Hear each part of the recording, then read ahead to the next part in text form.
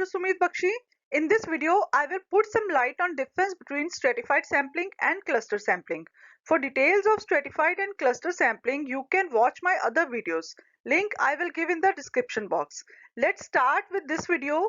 This is my population, different colored bell peppers. Now, if you look closely, elements of this population are red bell pepper, green bell pepper, yellow bell pepper, and orange bell pepper.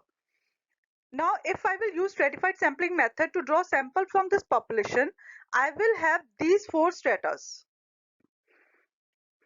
Remember, stratas are subgroup of population which are divided on the basis of some common characteristic. Here it is color. On the other hand, if I will use cluster sampling method to draw sample from this population, these will be my clusters.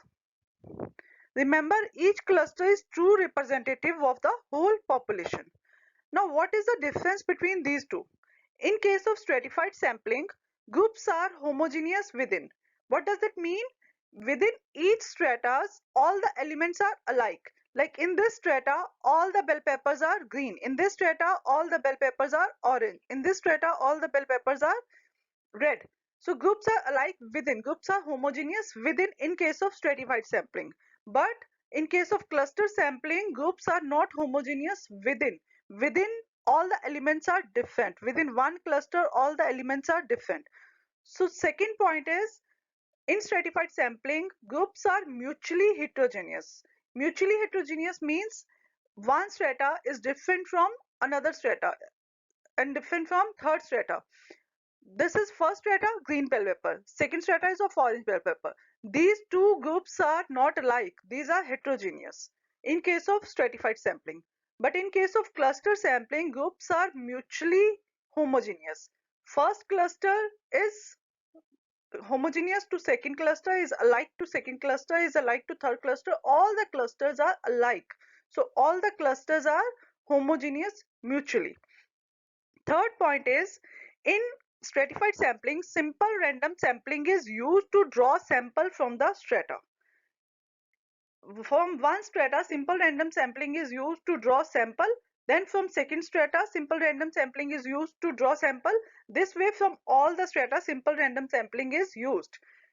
Whereas in cluster sampling, simple random sampling is used to draw complete cluster as sample.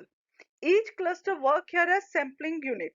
So simple random sampling is used to draw complete cluster as sample out of all the clusters. Fourth is, researcher bifurcate with respect to some characteristics all the stratas in stratified sampling.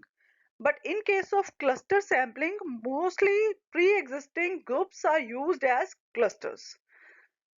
Fifth point is, in stratified sampling, sample is drawn from all the stratas. Suppose we have 4 stratas, we have 5 stratas, we have 6 stratas, sample is drawn from all the 5-6 stratas. But in case of cluster sampling, only few clusters are selected as samples, and then each element of the cluster is included in the study.